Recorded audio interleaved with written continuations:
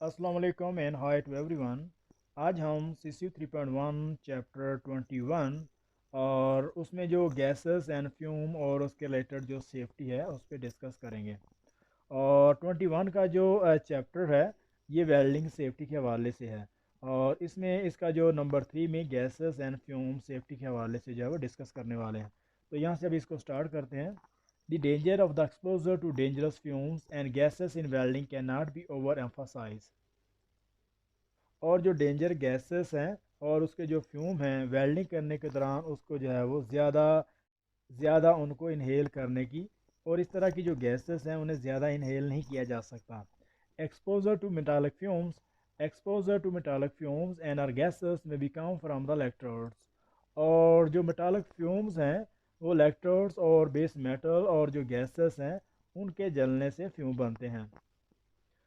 plating, base metal and any gases that are used in the producing during the welding cycle। और welding cycle के दौरान जो gases बनती हैं वो बेस मेटल है, गैसेस हैं और इसके अलावा प्लेटिंग के जलने से ये फ्यूम बनते हैं। यहाँ से इसको देखते हैं। Dangerous gases that B produce Dangerous gases that may be produced during the welding process include ozone, nitrous oxide, and phosgene, caused by the breakdown of trichloroethene based decreasing agent in the arc light। यहाँ तक इसको देखते हैं। और जो dangerous gas जो welding process के दौरान जो बनती हैं वो जून, नाइट्रस ऑक्साइड और फॉस्जीन और cause by the breakdown of trichloroethene based degreasing agent in the arc light, all of which are extremely poisonous and all of which are extremely poisonous and will result in a death when overexposure occur। और ये gases बहुत ज़्यादा ख़तरनाक हैं। अगर हम ज़रूरत से ज़्यादा और अगर हम इन्हें ज़्यादा इनहेल करते हैं तो उससे जो है वो जान जाने का ख़तरा हो सकता है। और यहाँ पे वो कह रहा है कि एक्सट्रीमली पॉइजनस मतलब बहुत ज़्यादा ख़तरनाक, यहाँ पे उसने हाईलाइट किया हुआ है। यहाँ से इसको देखते हैं। Most gases are store under high pressure. और ज़्यादातर जो गैसेस हैं वो अंडर हाई प्रेशर इसको स्टोर किया जाता है।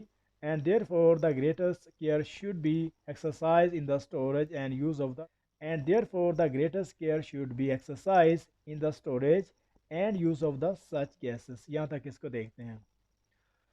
तो जो प्रेशराइज गैसेस हैं उनको बहुत ज़्यादा ग्रेट केयर उसकी रिस्पेक्ट करने की ज़रूरत होती है। रिस्पेक्ट करने का मतलब उनकी जो गैसेस के लिहाज से जो उसके जो सेफ्टी के इकदाम हैं उनके मुताबिक होनी चाहिए। और इस तरह की जो गैसेस हैं उनको यूज़ करने के दौरान और उनको स्टोरेज करने के दौरान बहुत ज़्यादा जो है वो ग्रेटेस्ट केयर रिस्पेक्ट की ज़रूरत होती है।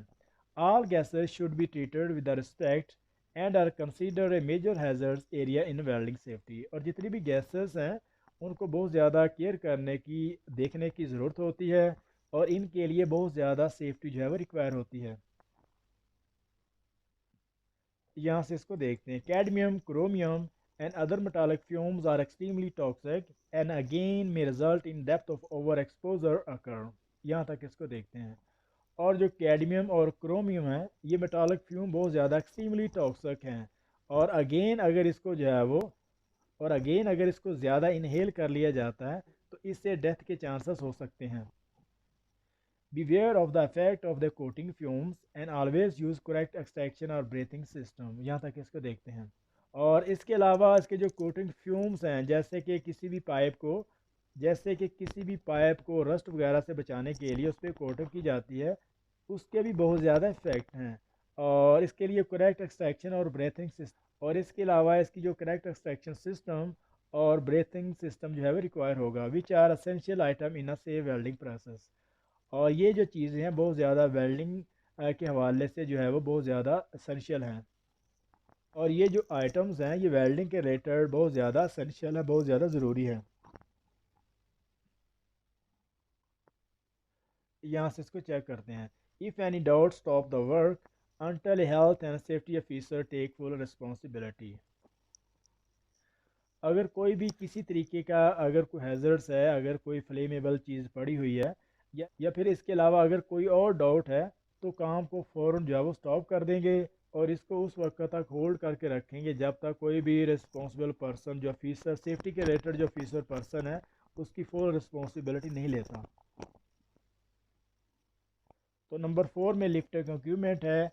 It is essential that the correct lifting practice are use for the slinging and that stop of the correct load rating are use for the lift. यहाँ तक इसको देखते हैं। और ये बहुत ज़्यादा ज़रूरी है कि जितने भी लिफ्टिंग प्रैक्टिस हैं उनको करेक्ट होना चाहिए, और जो स्लिंग वगैरह यूज़ की जा रही है और इसके अलावा जो स्ट्रोक्स हैं जिन पीसों को वहाँ से लोड या अनलोड करना है उसकी जो करेक्ट लोडिंग रेट होनी चाहिए। All lifting equipment is subjected to regular inspections according to national regulation in the country concerned। और जितने भी लिफ्टिंग इक्विपमेंट हैं जैसे कि क्रेन वगैरह या स्लिंग वगैरह, उनको कंट्री कंसर्न के मुताबिक जो है वो रेगुलरली उनको जो है इंस्पेक्ट होना चाहिए। In the UK this is the govern by the HSE under the LOLER requirement. और यूके में हेल्थ सेफ्टी इन्वायरमेंट और अंडर द लूलर रिक्वायरमेंट के मुताबिक इसको जो है वो जितने भी टूल्स हैं उनको इंस्पेक्ट किया जाता है, which are mandatory for all operations within the UK। और इसके रिलेटेड जितने भी ऑपरेशन यूके में हो रहे हैं इसको जो है वो HSE अंडर द लोलर इसको जो है इंस्पेक्ट करती है। इसका जितना भी इक्विपमेंट है, जितना भी टूल्स हैं और उसका जो करेक्ट लोडिंग सिस्टम है, स्लिंगिंग वगैरह, उसके जो स्ट्रोप है, कितना इसका लोड होना चाहिए, वो करेक्ट इसकी जो कैलकुलेशन के मुताबिक इसको जो है वो इंस्पेक्शन करती है। Cutting corner is an extremely dangerous practice when lifting and often lead to fatality। और जो किसी भी प्लेट के जो कॉर्नर हैं ये बहुत ज़्यादा डेंजरस हैं, और इसके अलावा जो लिफ्टिंग इक्विपमेंट हैं और किसी भी प्लेट या पाइप के जो कॉर्नर हैं बहुत ज़्यादा एक्सट्रीमली डेंजरस होते हैं, और ख़ास तौर पर जब इनको जो है वो लिफ्ट किया जाता है, और इस तरह की जो कंडीशन है बहुत ज़्यादा डेंजर हो सकती है। Never stand beneath a load. तो जब लिफ्टिंग कोई भी लिफ्टिंग ऑपरेशन किया जाता है तो किसी भी लोड के नीचे जो है वो खड़ा नहीं होना चाहिए। यहाँ से इसको चेक करते हैं। Hand tools and grinding machines.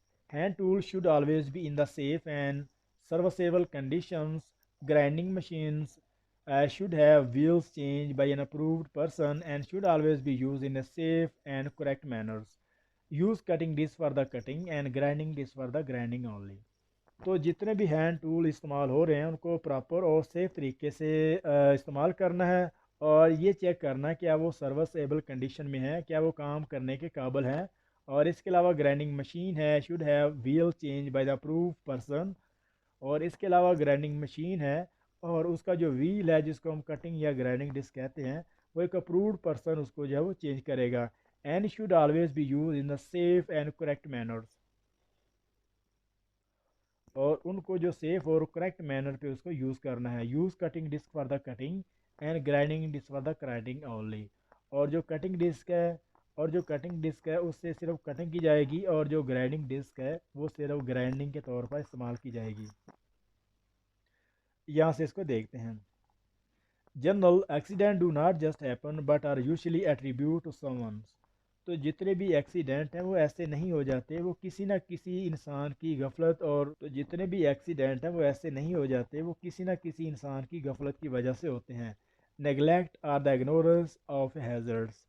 और beware of the hazards in any welding job and always minimise the risk and always refer to your safety officer if any doubt exist. तो काम करने से पहले जितने भी इसके जो हैज़र्ड्स पॉइंट हैं उनको अच्छे तरीके से उसको चेक करना, उनसे आगाह होना चाहिए। और इसके अलावा जो वेल्डिंग जॉब के रिलेटेड जितने भी हैज़र्ड्स हैं उनको देखना है, और हमेशा जो हैज़र्ड वाली चीज़ें हैं और जो रिस्क है उनको हमेशा कम करना है। Always refer to your safety officers if any doubt exist.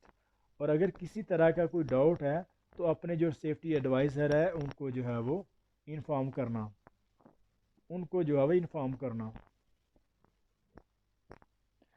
तो यहाँ पे 21.2 यहाँ पे ख़त्म हो रहा है। तो मिलते हैं नेक्स्ट पेज में, तब तक के लिए अल्लाह हाफिज़।